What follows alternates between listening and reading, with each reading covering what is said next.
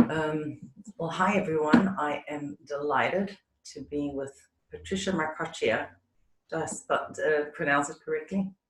Marcoccia, yep. Marcoccia. And she is the director of the movie The Rise of Jordan Peterson. It was something that I very much wanted to see. Here's actually I wanted to ask you a question about this. Remind me about I was wondering if it came from something that was in the movie. I loved it. I went on my own. I had kind of posted on Facebook if anyone wanted to join me, but no takers, and so I went on my own. And I think that was a blessing, because it just gave me the freedom afterwards to sit and stay for the Q&A. And then I told Patricia I loved the film, and I'm going to say right at the beginning what I really loved, and I think I told you this, Patricia, is how nuanced it was. That it wasn't one side or the other. And I said, would you do an interview? And she said, yeah, sure. She was just really open. So thank you for joining me. And maybe you can tell people a little bit about your work and what you're doing. Sure, thank you. And thanks for having me. And I'm really glad that the nuance aspect of the film spoke to you, because that I worked really, really hard to have that shine in the film. And I thought that was something really important for this film in particular. So I'm happy to hear that. So I'm a Toronto-based filmmaker. I've always loved documentary film. I've wanted to pursue it as a career for a very long time, but it always seemed so impractical to me. So I did things kind of around it. I did digital media production and I did journalism, but eventually I found my way into doing documentary films. I started with doing some shorts, and this film, The Rise of Jordan Peterson, is my first feature documentary. And your company is called Holding Space Films, is that? That's right. Yeah. .com, right? If people want to find you on the web. Yes, holdingspacefilms.com. Yep, you can find us there, and you can find more information about the film there as well. So how did you get connected with Dr. Peterson in the first place? So I've known about Jordan's work for a very long time. I first came across it when I was an undergraduate student studying psychology, though I didn't study at the University of Toronto where he taught. I was studying at McMaster University in Hamilton, which is about an hour away from Toronto. Though I grew up in Toronto and I lived in Toronto. So I was studying psychology and taking many philosophy classes. I was very interested in existentialism, and I came across his book, Maps of Meaning, just from a random search, I think it was, probably in 2003. And I thought, wow, this is really fascinating. I loved the way he talked about metaphysics, how there's kind of two different ways that you can understand reality. One as a world of objects, a place of things. I'm sitting here on a sofa with a coffee table in front of me. But another way of looking at the world is as a narrative. So you look at people and objects with the kind of psychological valence that you put on them. So it's like you're a character in a story. And is that where he discusses? I haven't read the book, but I've seen some of his YouTube videos. Looks at the stories of Genesis and the various levels of meaning. He does that more so in he has a lecture series called The Psychological Significance of the Biblical Stories. But in Maps of Meaning, he does talk about archetypes and a lot of mythological stories and kind of ties that in with psychology and neuroscience. And I found his ideas really fascinating. Being a 20-something, looking for meaning, looking for purpose, looking for essential understanding. And I continued to follow his work. And I had the thought at the back of my mind that there was an interesting story to pursue here as a documentary film, partially just because I was so drawn to the ideas and I was very curious to understand more, but also because in his introduction to that book, Maps of Meaning, he talks about his own personal motivations that led him to want to write the book. And he was very interested in understanding the problem of evil. What is it that motivates humans to participate in something like genocide? And he recognized that, we all have that dark side within us. And yes, he's very influenced by Jungian psychology. And he talked about being plagued by really strong nightmares during his teenage years about the end of the world as he was meditating on these questions of evil. And so I felt like not only am I interested in these ideas, but there's something interesting with the person behind these ideas. So I finally approached him about making a film in 2015, around the springtime. I started attending one of his classes, and I approached him after class one day. And it was interesting watching after class, there was always a long lineup of students that all were just, Right. dying for their few minutes to ask him a question. And he was known as having this reputation as being a life-changing professor on campus. So I approached him about this documentary idea, and he said, okay, well, let's have a meeting. And then we had our meeting, and then that led to another meeting with him and his wife. And I started to learn about different things happening in his life. And then from there, Was we this decided prior to the controversy over yes, this was name and well personal before pronouns? all of The that. preferred? It was before that. This was a year and a half before any of that happened. Yeah. And he wasn't publicly political at all at that point. His conversations about politics would be only in the context of historical politics in a psychology class or something like that. He was never really commenting on politics. So when he did come to make those videos and comment about that, it was a surprise to me. So it was 2015 springtime, and then I started working on a film about his friendship with an Indigenous carver named Charles Joseph, who lives on the west coast of Canada, northern part of Vancouver Island. And they have this very interesting friendship. They're very different people. Charles is a very raw artist. He, as a young child, when he was 6 years old, he was taken from his family and put into Canadian residential school, which is something that was happening to Native kids kind of embarrassingly. Jordan's connection with him, what was the basis of their relationship? Yeah, so they met on Vancouver Island about 15 years ago at a craft fair. And when Jordan came across Charles's artwork, he said, whoa, well, these aren't just crafts. This is a real artist here. And he was really drawn to his artwork, and they ended up keeping in touch. And one of the things that they had a long conversation about that day was a mythological story, because Jordan was researching how flood stories manifest in different cultures around the world. And Charles started talking about the flood story that is in his culture, in the Kwakwaka'wakw Nation. So they developed this friendship and kept in touch. And Jordan was actually Charles's first white friend.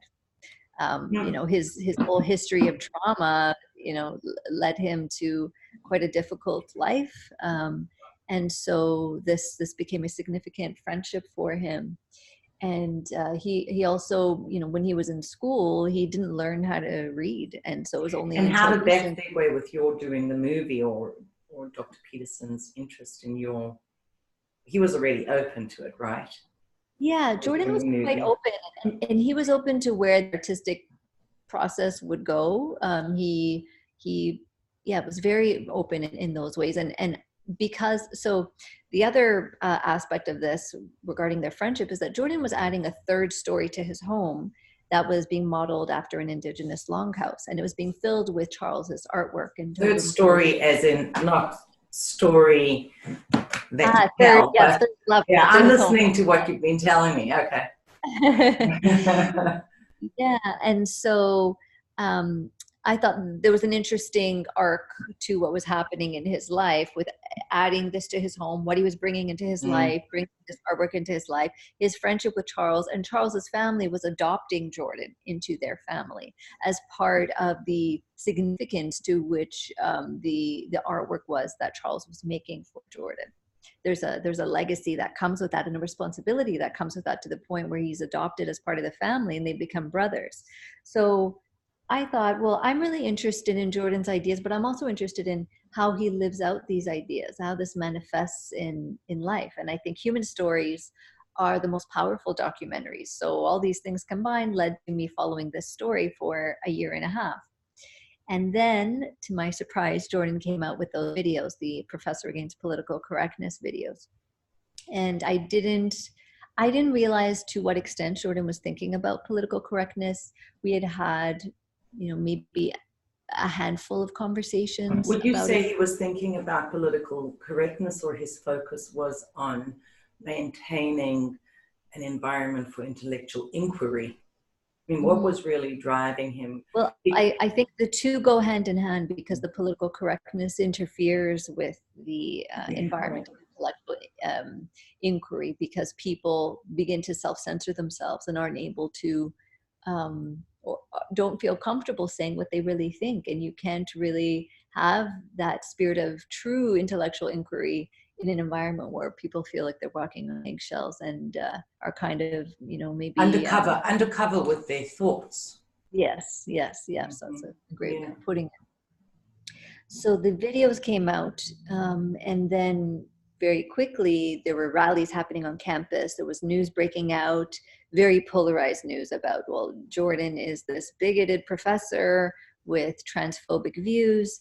And then there was tremendous support on the other side of that, of finally Jordan is speaking these words of what I have been thinking. There's other people, who felt that way. So it was this really divided, controversial. Is that the rally? Is that the rally that you covered on campus?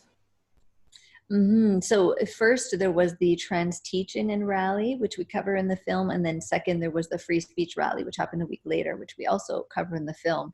And that really, became famous online. It garnered millions of views online. But we had this footage of showing it in a different light, of showing Jordan in his office beforehand, walking out into this rally, not knowing what to expect and how this rally was going to completely change his life. And it did. So then... So the movie evolved and took a little bit of a different orientation, right? I imagine you've got a lot of footage. Maybe more than a little bit. Right, you have all that footage from the year and a half prior. And then it was like there was this watershed moment where absolutely in a different way. Absolutely. And at first I thought, well, these rallies kind of have nothing to do with what I've been focusing on in the film, but I can't ignore them. It's such a big part of what's happening in his life. So within a couple of weeks, I realized, okay, I need to switch my focus. This film right now can no longer be about the friendship of Jordan and Charles. That sort of has to be put on hold. And I need to try to make sense of this controversy that's unraveling right now. Interesting postscript, or not even a postscript, but another layer to go back to that story. I imagine you're going to create it at some point, right? Yes, that's very much my intention now that this film is done and we've just finished our tour of the film. I do intend on going back and finishing that film. It's tentatively called Mechala, which in Charles's language, in Kwakwala, it means to dream. And the dream world plays a very big role in the film, because both Charles has very vivid dreams and Jordan and Tammy have dreams as well, that in both places they draw a lot of inspiration and learning and self-reflection from their dream world. So we plan on animating their dreams and kind of showing how the dreams are informing their realities. Oh, that's wonderful. As you're speaking, I'm thinking from my perspective, which is I study Chassidut and Kabbalah. And one of the meanings of the word Kabbalah is to receive. It's a received tradition. It's an oral tradition. And you need to learn from the people who are transmitting that tradition. But another meaning, a root word connected to Kabbalah is lahakbil, which means to align. There are the, similar to, if you think of Baudelaire and his notion of correspondence, that there's these corresponding levels. And that's something I've always found interesting in Dr. Peterson's work, is that certainly in his videos on how he understands the Bible, or let's say when you said he looked at political scenarios, historical, it was with, well, what's the another layer that we can use to look at that, which is the psychology or the spirit that is behind that. What allows groups to behave in the way that we do? And as you're speaking about these two movies, I'm thinking, well, they're both about the same man, but they're like these parallel stories that are reflecting one to the other. I think Jordan is such a complex person that in this film, I think we reveal sides of him and aspects of him that people don't know. But then in the next film, in Mechala, it's yet another side and another level, especially for people that solely associate him with the controversy. It was so strange that in October 2016, this is the very early stages of the controversy unfolding.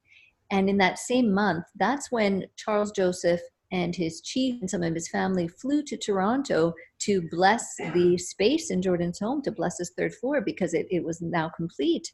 And there was a ceremony there, and Jordan was given a name in Kwakwala.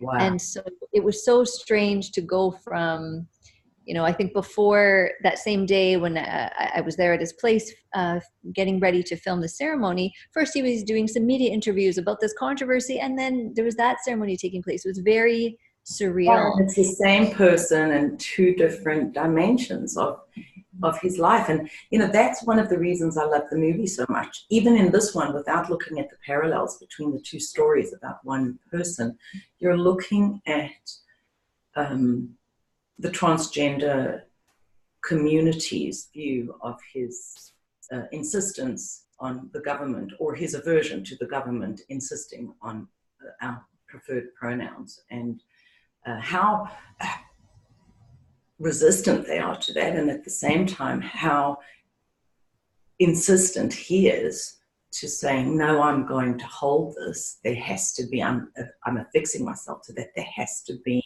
freedom. You can tell people that they can't say things, but you can't tell them what they have to say. Mm-hmm. And when I've looked, I'm thinking, and we've spoken about this, particularly the Kathy Newman story. Right. That interview just fascinates me, because what I see, and I think there were a couple of moments in the film as well, where it's just apparent what he says and what people hear to my ears and heart are not the same thing. It's almost like there's a confirmation bias or a filter. I used to teach study skills at the University of Witwatersrand, and we would tell the students there's information in front of your eyes, but don't think about the information behind your eyes. And our focus was to try and get them to look at the relationship between that. And in watching the Kathy Newman video and at moments in your movie, I had the sense that there's been an iron curtain put up between those two bits of information. Mm-hmm. Mm-hmm. That people seem not to be able to hear what I understand his point to be.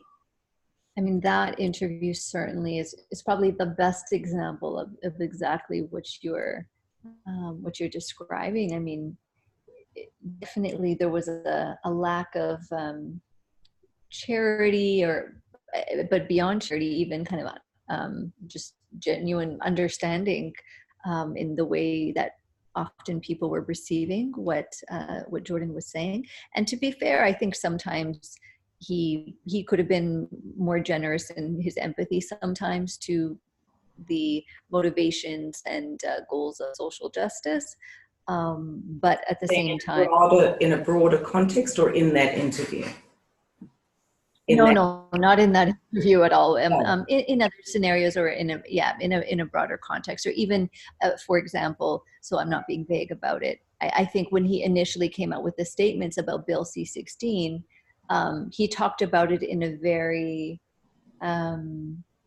critical, skeptical context, which is fine. But there wasn't any kind of empathy or description given to, saying something like, I can understand where the will to have human rights protection for vulnerable populations comes from. And I think just the lack of kind of, sandwiching your statements with something like that sometimes immediately puts people off and makes them skeptical of, like, okay, well, what are you really about here? Why are you picking trans people? Like, I can understand where that comes from. If this is the first thing that you're hearing about from this person, it's a pretty badass thing to be criticizing a human rights law, right? It raises flags for people.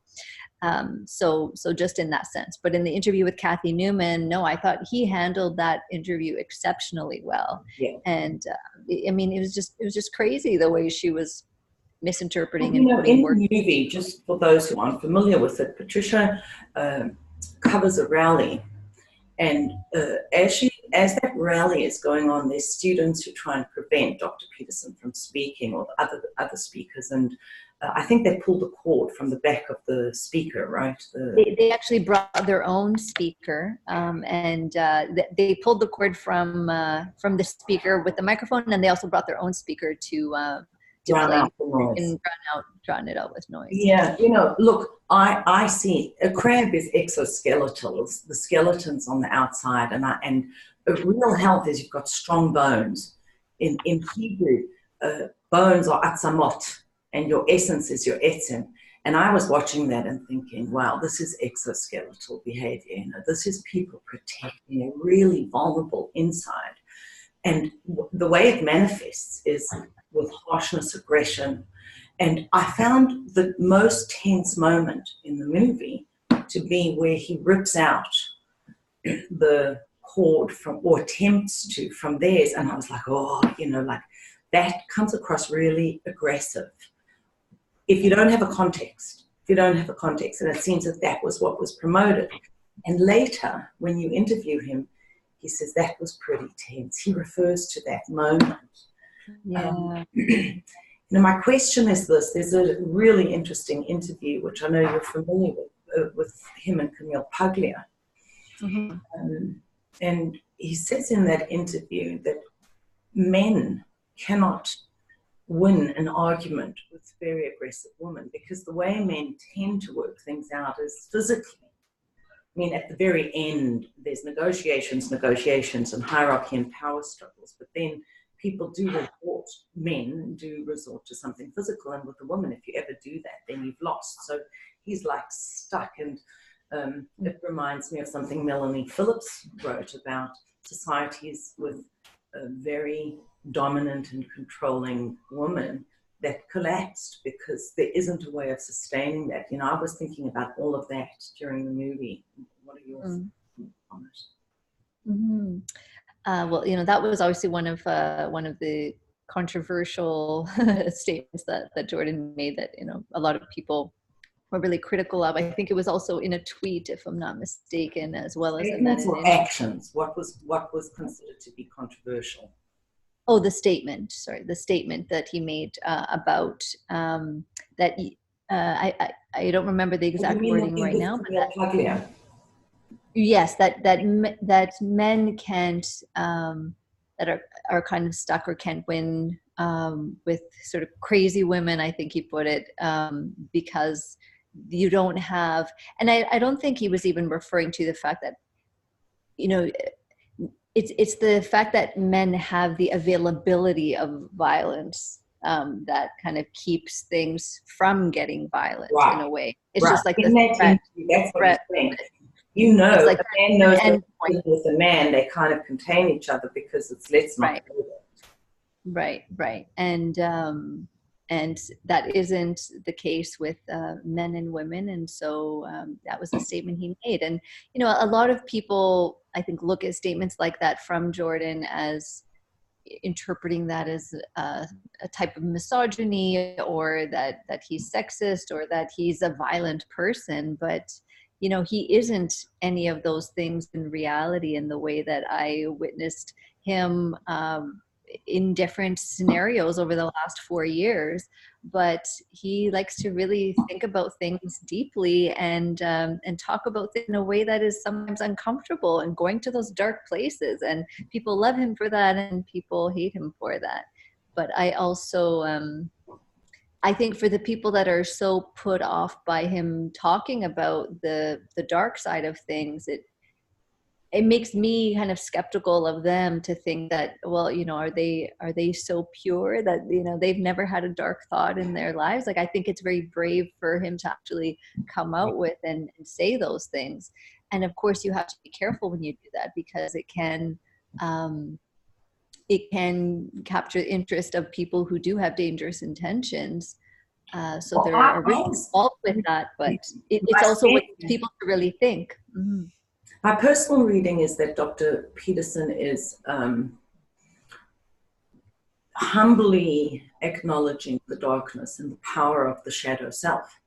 What fascinated me and I had seen this in the trailer. I wasn't quite sure what was going on, and then I saw the movie, is his paintings in his home.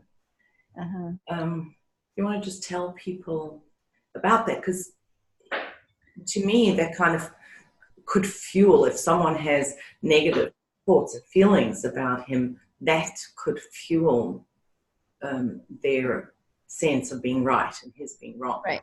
You know, we've got him, nailed him.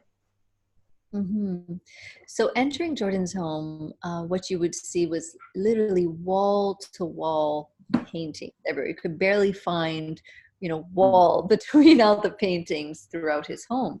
And much of it is Soviet-era artwork that he purchased on eBay. And it's original paintings. And yes, he loves the irony of like the, communist paintings for very, very little.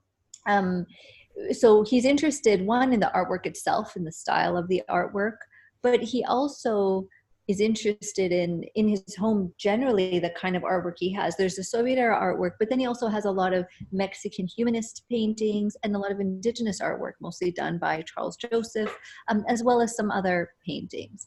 And he sees it as kind of this battle between darkness and light, good and evil, chaos and order. This is a theme that recurs throughout his work, and he wants to be reminded of how bad things can get. His life's work has been about studying genocide and the Soviet Union, and psychologically what leads societies and individuals to participate in things like that. So this is something that he's thought about a lot, even from when he was a young teen, it seems. Exactly. And it sounds like there's something that he couldn't help but study. It wasn't like, oh, let me pursue this interest. It was like it was weighing on him. It was something he had to understand. He couldn't. Yeah, I think that his life has been a courageous commitment to look at that in the larger landscape and in his own personal landscape. I want to ask you about his 3-day conversation with his wife. At some point, what's his wife's name? Temi.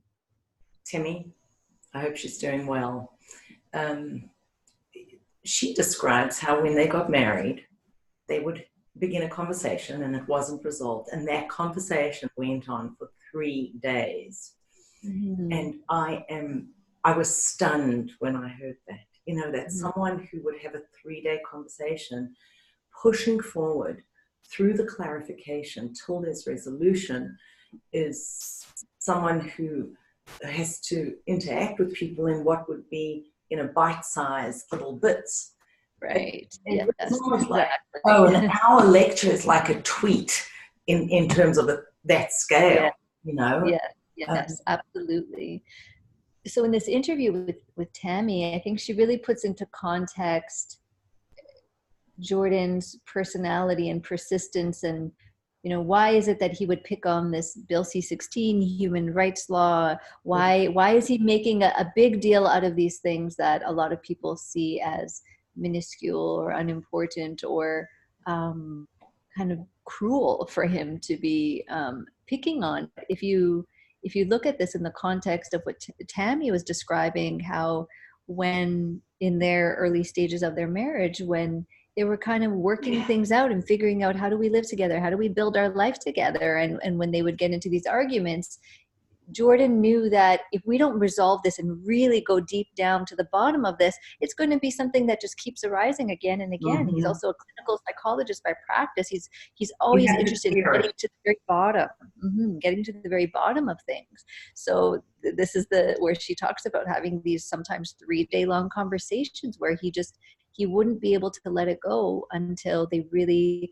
got down to the bottom, resolved the core of the issue, and then they would be free from it and they wouldn't be having the same argument afterwards. And I think that is definitely the true spirit of where Jordan was coming from. So do I. After hearing that interview with Tami, I just felt, well, this decade, or however long, let's say 3 years even, since the nature of his conversation changed. It's just a long conversation. It's a 3-year conversation. It's a right. There you go. That's a good way of putting it. And I think it takes very broad shoulders and a courageous heart to be able to engage in that conversation over a very long period of time with the collective unconscious. You know, it's kind of amorphous. It's not like your wife and you can go back to the kitchen table and talk about. Yeah, and especially when you have many Kathy Newman type interviews and the way the media was receiving not only what he was saying, but the spirit behind what he was saying. I think that's been very difficult for him. Yeah. You show, I love this moment, and for those of you who haven't seen the film, you have to go out and see it. And I think that you arrange private screenings, right? We've right now we don't have any more private screenings set up in the US, but the film is available on iTunes, on Google Play, on Amazon, Vimeo on demand, so people can find it that way. It's just so thought-provoking. It stirred a lot, and I love that moment where he puts on the mask. I grew up in Africa, and my parents had these most beautiful African masks on the house, you know, not kind of the McDonald's version of authentic African art, but the real deal. And so Dr. Peterson says, well, you know, this is my face, and then he puts on the mask, and this is who people think I am. You quoted something on Twitter where a child had said, well, there's this and this, which one is he, Mom? Right, which one is real? Yeah. What do you think is real? That moment, I mean, it's in the film twice because of how important that moment was for me. And it just happened in this kind of accidental offhand moment, actually, where I was setting up for an interview, and I was having an error happening with my camera. So I was trying to work that out. And then once I got it recording, but we hadn't really started yet, and he asked me, oh, is it working now? Well, hey, we can do this. And he just randomly picks up the mask and he said what he said. So it was just this really perfect, raw moment. And I thought it captured so much of what was happening underneath with the film. There's so many layers to it. There's the Jungian psychology. There's the shadow, this idea of the monster.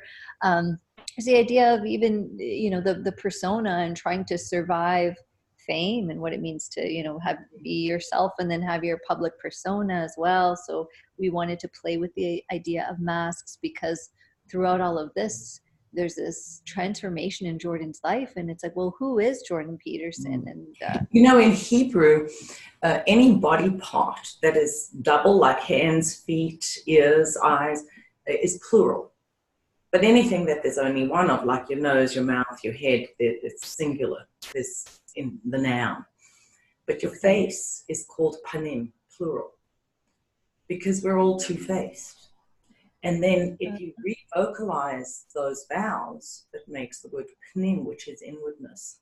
And I think that to get to the inside, you have to reconcile the two faces. You know, there has to be this negotiation and navigation of ourselves so that we can get deeply into the inside. And for me, that moment was resonant with all of that, you know, his many faces. And it seems that people see the face that they are.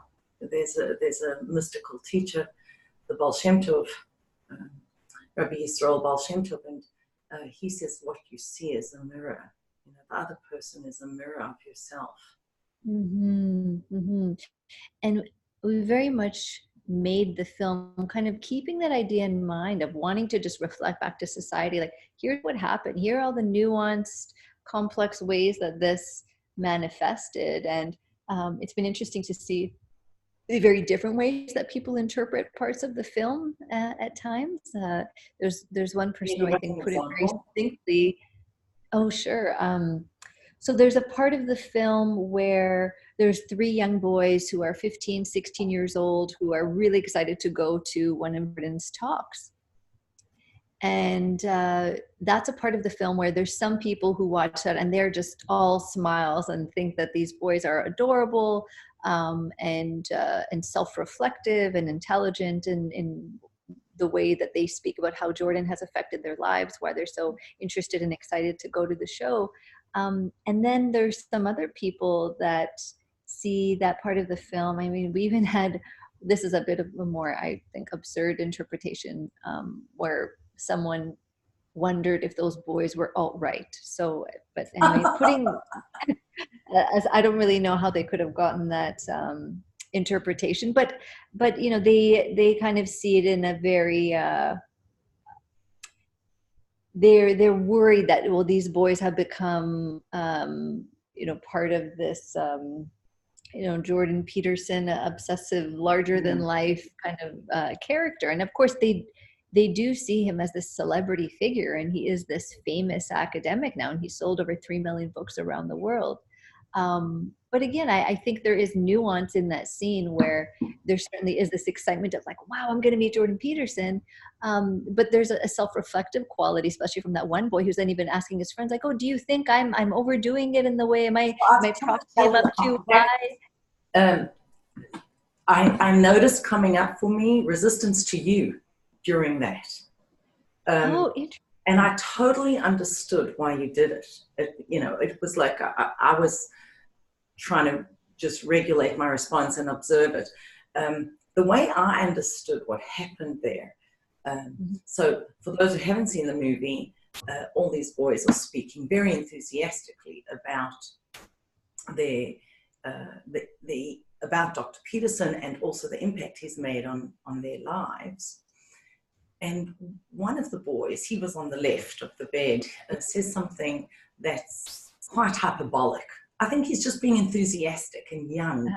And then one of the other friends says, well, maybe not that. And then as soon as that happens, it's a legendary figure, I think is. Yeah, that he's a legend. Well, maybe not quite that. You know, like, let's not give him sainthood. Let's not raise him on a pedestal. And as soon as the friend puts his foot on the brake, they start backpedaling.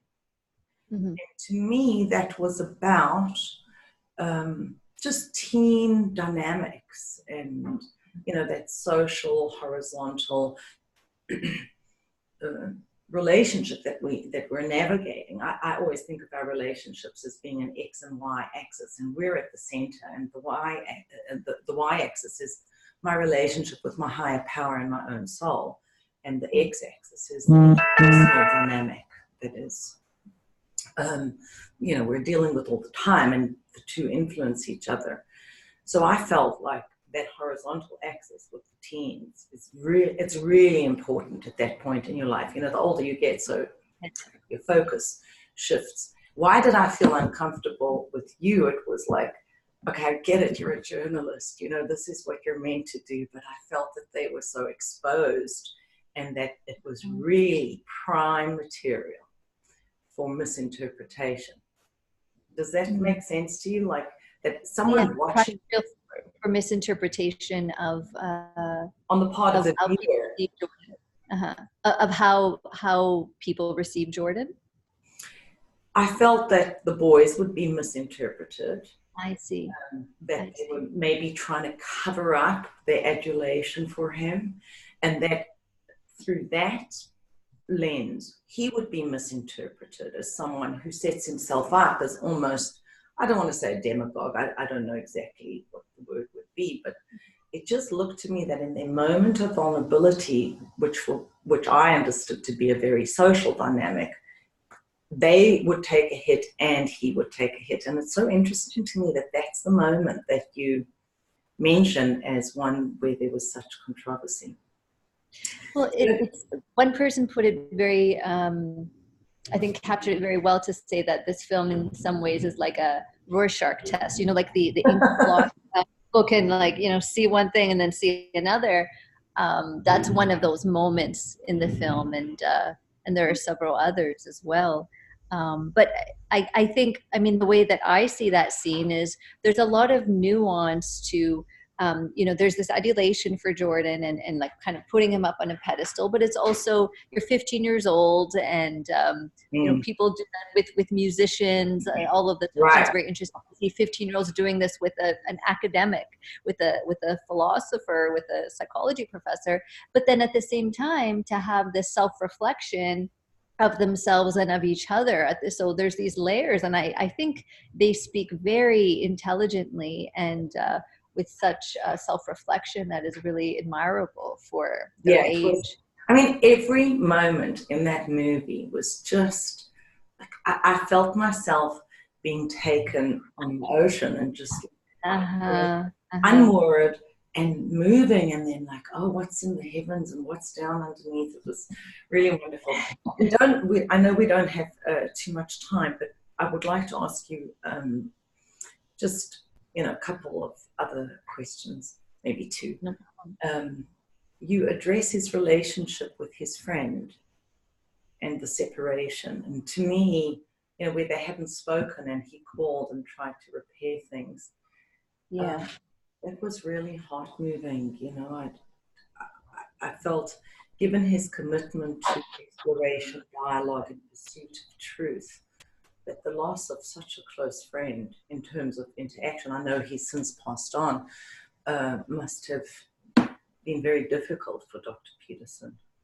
Yes, so this is the scene with Bernie Schiff. Bernie is a longtime friend of Jordan's. He sort of took him under his wing. He was a professor emeritus at the University of Toronto up until recently, and he passed away, unfortunately. And at the time when Jordan was hired at the University of Toronto, this is when Bernie sort of took him under his wing and really kind of helped him get into the university in those early stages. And Bernie, a couple of years ago, wrote this article called, "I used to be Jordan Peterson's biggest supporter, and now I think he's dangerous." And yes, this was a very difficult article for Jordan to receive. In our film, this is the only time that Jordan speaks publicly with commentary about it. Other than that, he tweeted, I think, 2 or 3 tweets in response to it, but he's never spoken about it. He always declined those interviews. So I appreciated that he did speak to us about it. And we thought that because we did interview Bernie, because this article really did spread far and wide, and because we did interview Bernie, we thought it's only fair if we have Jordan responding to this as well. But when we watched the film with Jordan in August, once the film was done, I know that was in particular very difficult for him to watch, not only because of the contents of it, of these criticisms he received from a very good friend who he was never able to talk to about it, but then, you know, then even the fact that Bernie has since passed away, it's now this conversation that can never take place. So I didn't realize. Oh yeah, Bernie has passed away, right? Yes, and so it's quite heavy to think about all of those levels. Do you think that his response to the article had to do with the fact that his own daughter identifies as transgender? Was it his daughter? Jordan certainly wondered that, and many people wonder that. When I talked to Bernie about that, he actually took offense to Jordan alluding to that being the reason why he wrote the article. I mean, I think that Bernie disagreed with Jordan fundamentally on a lot of his positions about Bill C-16, about his political positions and what he was campaigning for. I'm sure that Bernie's worldview and positions about politics in relationship to transgender people is informed by his daughter being transgender, because of course, you know, he has a personal connection to it. So I guess I would say, I think it has some to do with it, but it's not the whole story. Like, I think he genuinely had a lot of disagreements with well, I guess it's the same with what you were saying right at the beginning with maps of meaning and layers. They're all happening at the same time, you know? Mm-hmm. And also, I think for even people close to Jordan, there's also Will Cunningham, who's featured in the film, who's another friend and a fellow psychology professor.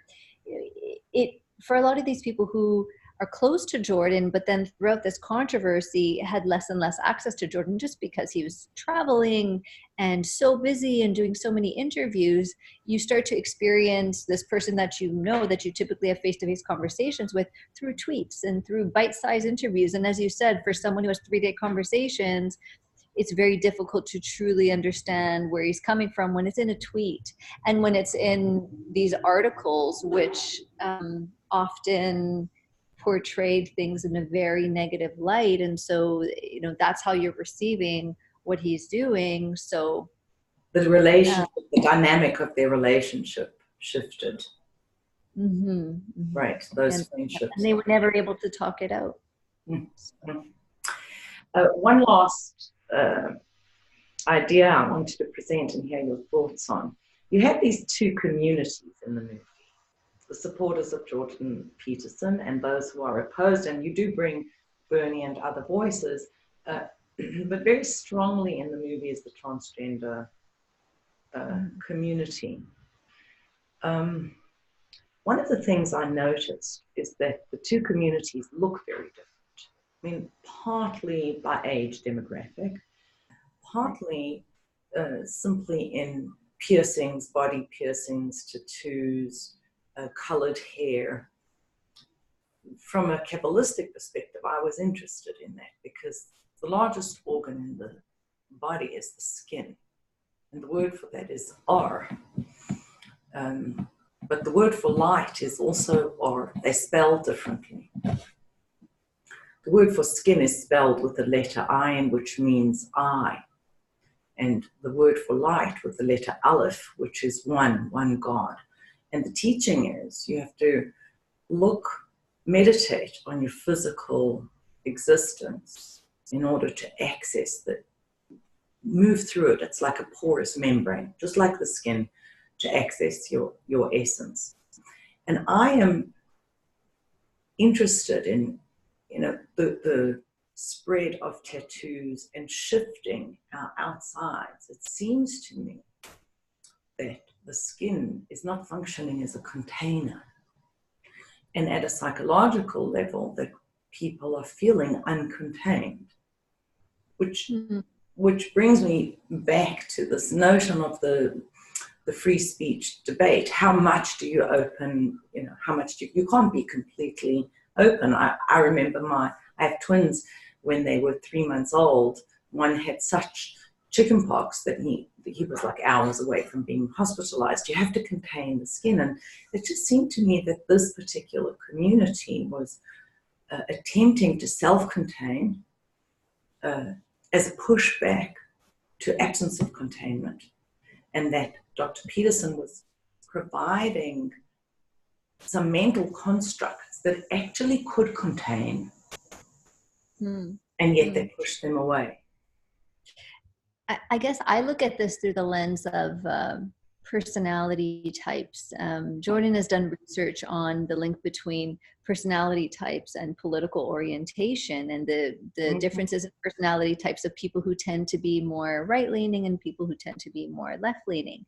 And people who are left-leaning are very high in openness, so they tend to be more of the artists tend to be on the left wing. And that's where you're going to see the people with blue hair and piercings. You're very open. You want to explore. You want to play. You don't want to have those limits and those borders. Whereas people who tend to be more right wing, they like having those borders. I mean, literally, in a country. And they like to have the rules and for people to follow the rules and for things to be more contained. And the left is fascinating. I once did a class, Why the Left is Right and the Right Left. And what it was about is that based on the tree of life, the right side is about openness and the left side is about boundaries. And the first emotional attribute is called chesed, or loving kindness. It's about being open and including. And the left, gevura, restraint and respect, is about setting up boundaries internally and socially. And the colors that are associated with them, so they're, the Democrats, let's say, would be associated with the right because it's openness, but they're on the Kabbalistic tree. But the color is blue. And the color of restraint and respect is red. So, you know, my point was they got the colors right, but the orientation wrong. But that is what happens. There's a soul type, and you have your soul print, and then that shows up in terms of political orientation, because it's all a reflection of the, you know, something at a higher level or a very deep level is going to show up in how we manifest in the world. Well, the interesting thing about the left and right being categorized that way with the tree is with the brain, the left side of the brain is where the categorization happens, and the right side of the brain is where it's more that openness, creativity type things. And the right is controlling the left and the left the right. So there is an interplay. One of the things I loved about the film is just we are a global community. We are a community, and let's listen to each other. Let's try and get into each other's head, which I felt you did the most wonderful job of. Thank you so much. Thank you so much. Thank you, Patricia. For those of you who are interested, this is the, let me just see if I can see myself. This is the image from the movie, the flyer. You can look for it. You said Amazon, iTunes, and Vimeo on demand, Google Play. If you go to our website, riseofjordanpeterson.com, we've got them all listed there. It's Rise of Jordan Peterson. Riseofjordanpetersonfilm.com. Right, that's it. Riseofjordanpetersonfilm.com, everyone, and really thought-provoking, subtle, layered. I loved it, and I think that you will too. Go check it out. And Patricia, thank you so much for joining me. Thank you so much for having me. It was great speaking with you today.